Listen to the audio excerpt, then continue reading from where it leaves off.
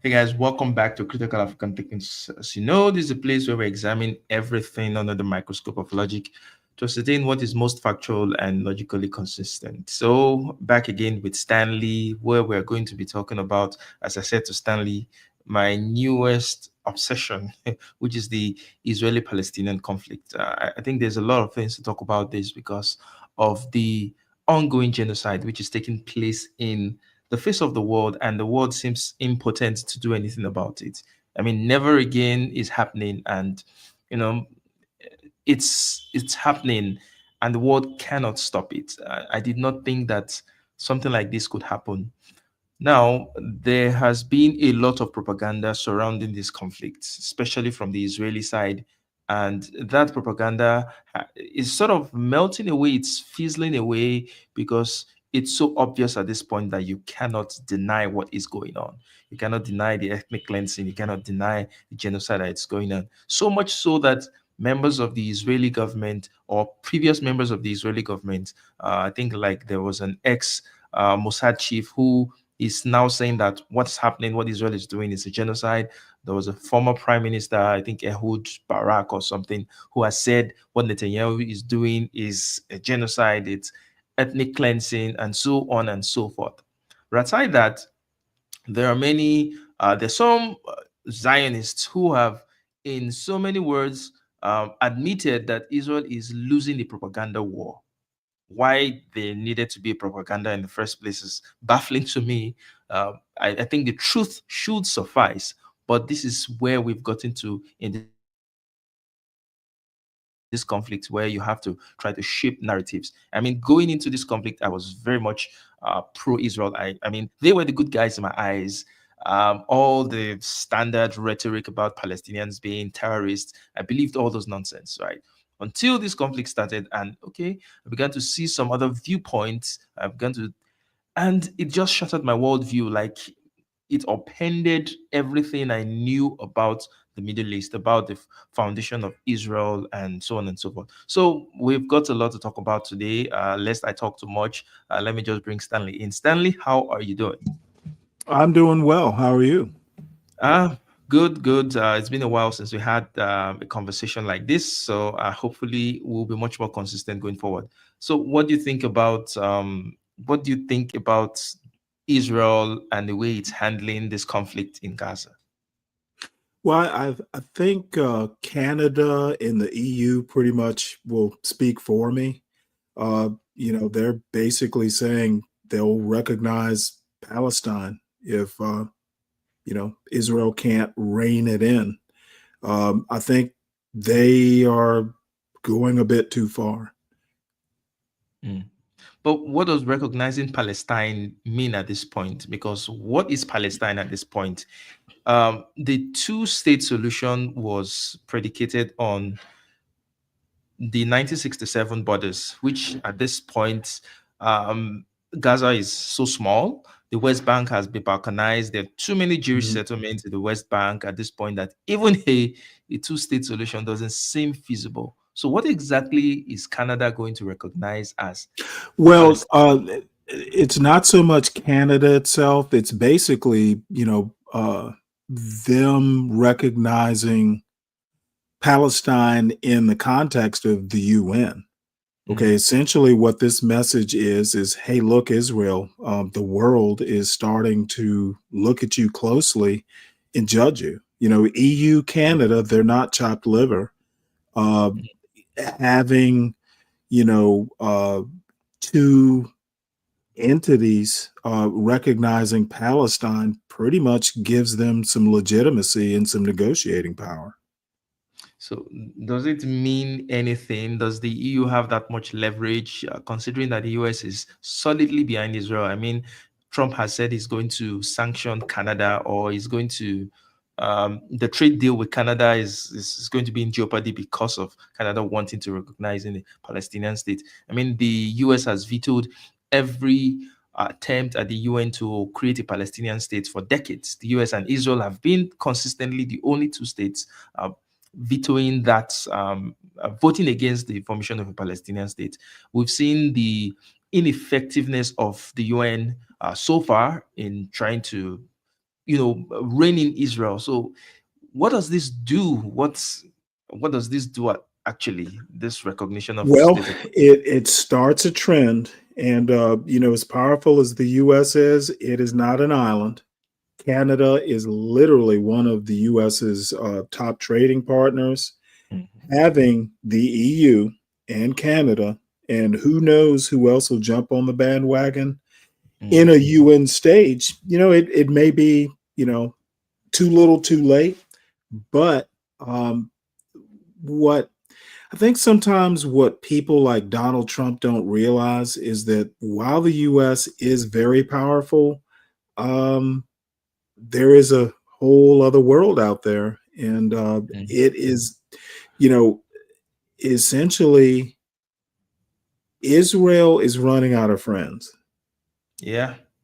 And And the US and Israel against the world, um, Israel's running out of friends. I yeah. don't know what else. England, England of all countries is Mhm, basically poised to accept um, Palestine or recognize Palestine. And mhm, England is an important. You could basically say they're a progenitor mhm. of Israel. Um, Maybe not much, but it might be a cartoon snowball. As it rolls downhill, it gets bigger. Yeah. So I really want to focus in this conversation about the way narratives are being shaped in the media, in the digital media space. I mean, there have been documentaries about what happened in Gaza that were prevented from being aired. The first one was by that guy, that BBC documentary where they interviewed that crazy lady. I can't remember the name of that documentary, but after then, there's been another documentary by a prominent one of these prominent media houses that still did not see the light of day. So in one end, in the traditional media space, Israel is dominant, even though the narrative is beginning to shift against them. However, the biggest shift is in the digital media space where they cannot control so much. Now, I don't know if you've seen this clip. I'll just play it, and I'd like to get your thoughts on it. It's Okay. about a former U.S. Senator, Norm Coleman, who I think is a Jewish American, and he, he's saying something about how Jews in different places of authority, how they can use their power to influence um, uh, the digital media space in favor of Israel. So let me just play this. A majority of Gen Z have an unfavorable impression of Israel. And my friends, I think the reason for that is that we're losing the digital war. Okay, they're getting their information from TikTok and X, whatever it is, and we're losing that war. When you think about it, the masters of the universe are Jews. We've got Altman and AI, we got Zuckerberg, we got Sergey Brin, we got the group across the board, Jan Combs, founded WhatsApp. It's us. And we have to figure out a way to win the digital battle. Amelia, we got to get our digital sneakers on so that the truth can prevail over the lies. And when we do that, the future of Israel will be stronger because a majority of all Americans will support Israel. We'll make that happen. We have to make it happen. Thank you. Baruch Hashem. Thank you. Now there are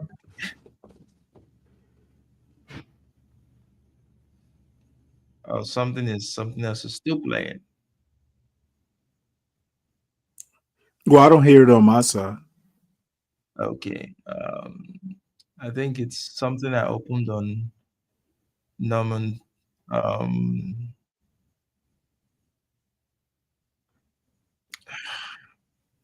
okay, so first of all, there are a couple of things to take away from that conversation. One, saying that Gen Zs have an unfavorable view of Israel, which is correct, which is accurate because of what is going on. I think younger people are much more open to new information. Older people are set in their ways. They already accept that Palestinians are quote unquote terrorists. So it's very difficult to change their views on it. Now, this is an American who is saying, now the most sinister part of what he said was that Jews are the masters of the universe. We have Zuckerberg at Facebook, we have Sam Altman at OpenAI, we have Sergey Brin at Google. Now he's calling on these powerful Jews to use their power to shape digital narrative in favor of Israel. Mind you, these Jews are not, they are not Israeli, these are Americans, right? And he's rallying them in favor of a foreign country. So it plays into this very sinister stereotype of the international Jew that Hitler used to bitch about, right? That there is a global conspiracy by Jews, that they're not, their loyalty doesn't lie with the country of origin, but rather with some other country. That's what comes to my head when I heard this guy speak about something like this. So it's crazy. It's crazy that you want to use the influence of Jewish people all over the world to create a narrative for Israel, to create a positive narrative for Israel. If Israel, if what Israel is doing is correct, is good, it would be apparent. So the need to do this shows that it's doing something wrong. So what do you think? Well, I think that senator's not that bright, for starters.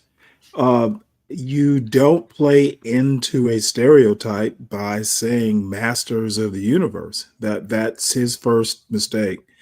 Number two, I think that he kind of discounts the intelligence, as much as old men like me want to, and that senator apparently. Young people aren't dumb. Okay, they kind of understand, when lines are being crossed. And I will offer up a rather oblique example. Maybe it's oblique. Zoran Mamdani being a front runner in New York. I've read again an article in the New York Times today.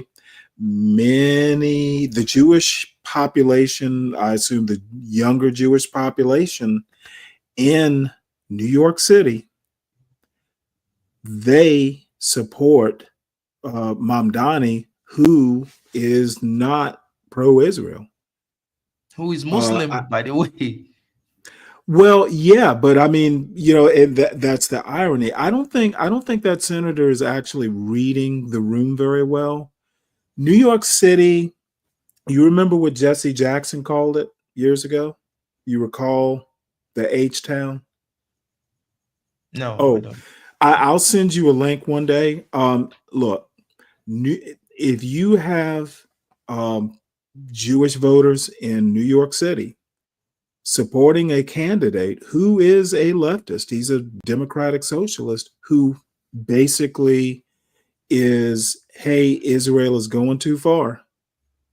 Um, I don't think that senator is reading the room. The masters of the universe comment inappropriate, and he's feeding into. I don't know whether that was like, offering cheese to the mice, but he's not getting it. That's Yeah. my. He doesn't have that kind of report. That kind of. He's not reading the room right, and then he also has a problem if he thinks Zuckerberg is like the apex of the social media universe. Nobody uses Facebook. Yeah, but he wasn't just saying Facebook. He was saying OpenAI, Sam Altman, Sergey Brin, Google, Facebook. Of course, Facebook is a very big social I'm media platform. afraid that Google.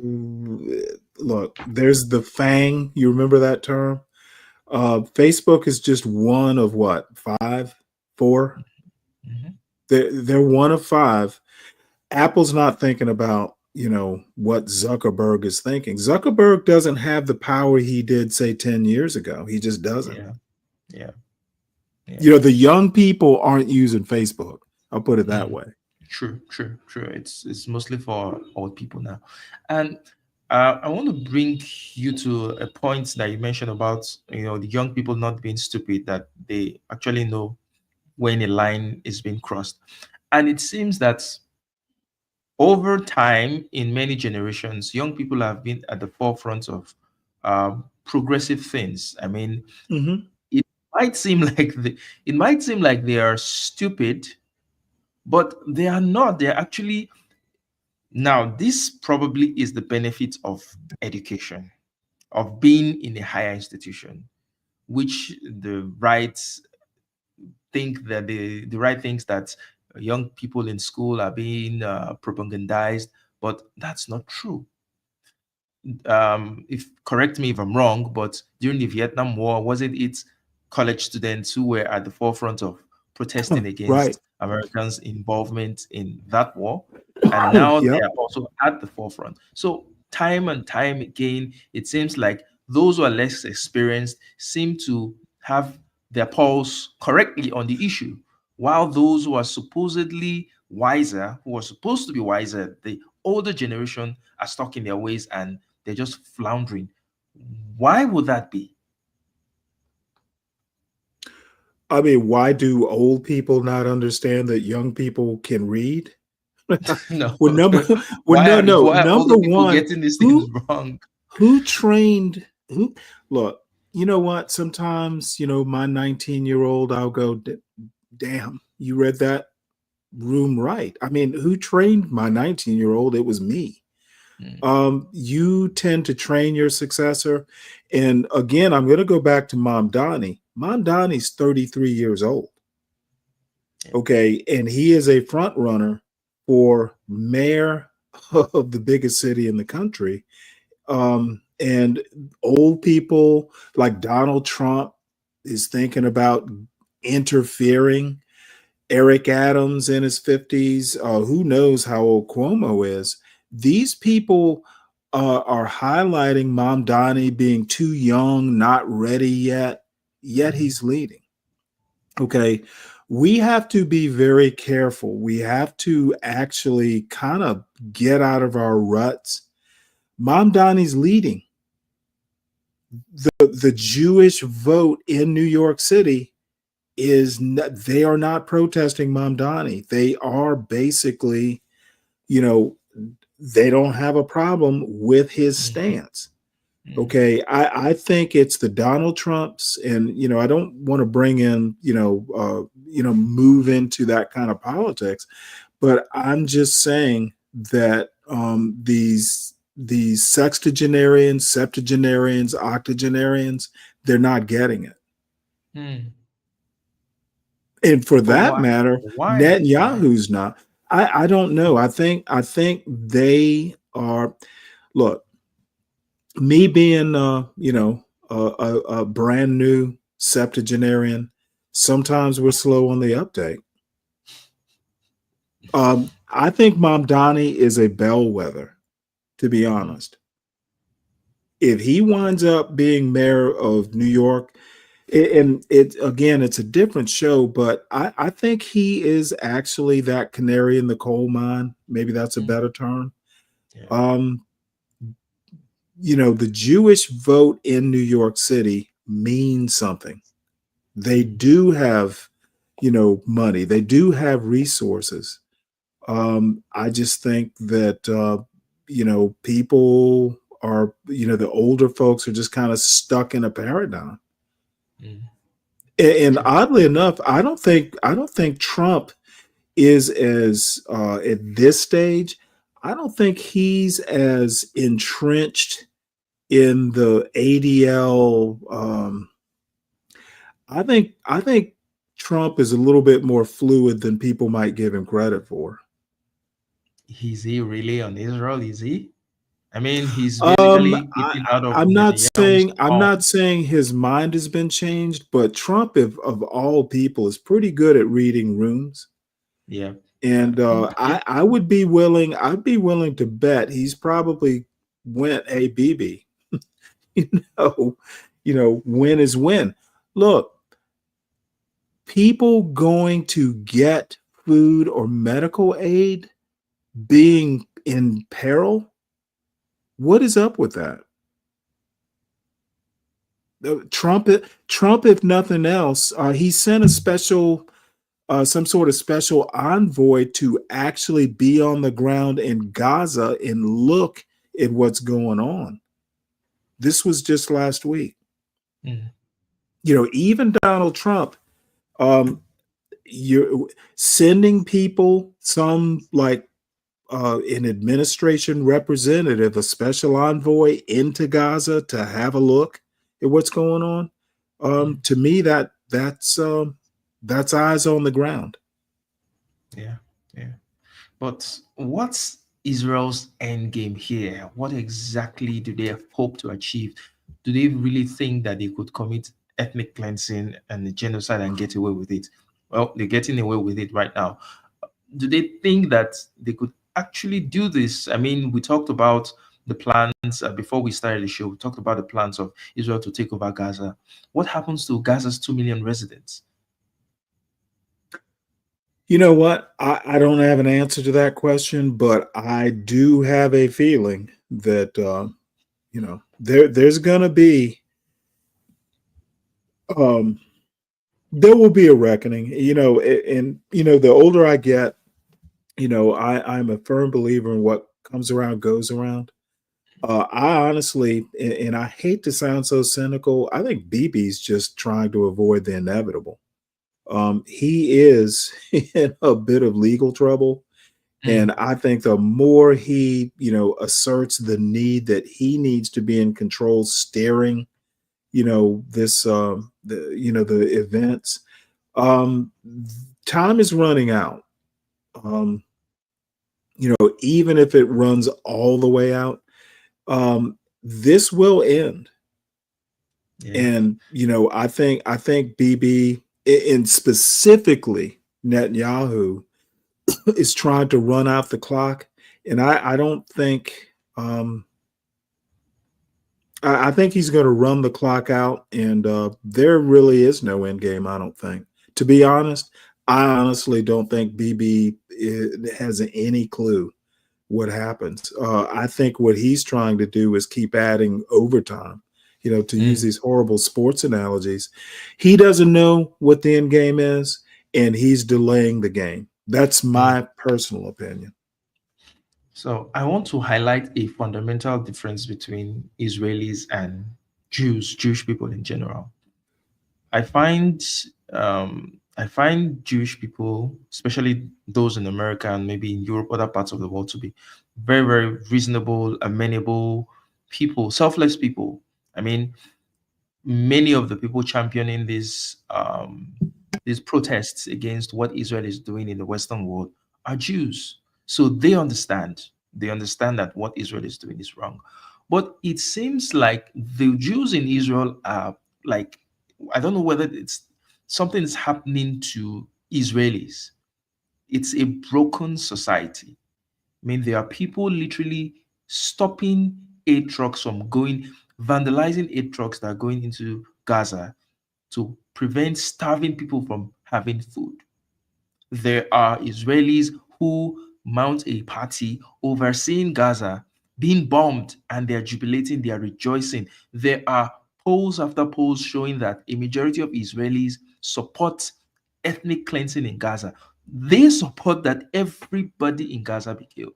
There are Israeli politicians who have made genocidal comments that no one in Gaza is innocent, including the children.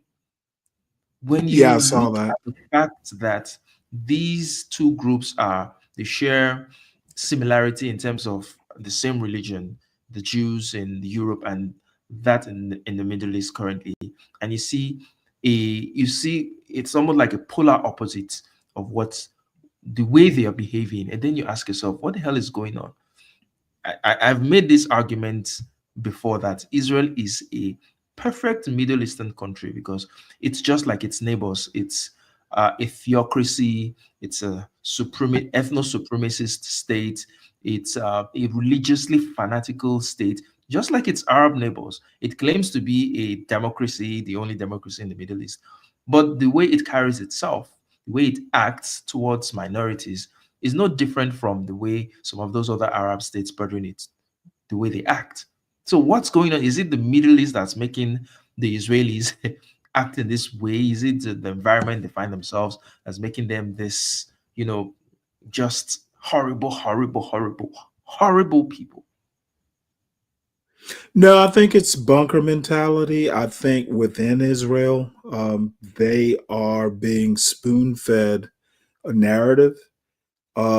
What's happening outside in the diaspora, the perception of what's going on there probably is a truer picture of what's going on than what's happening inside. But I also want to note that what is it?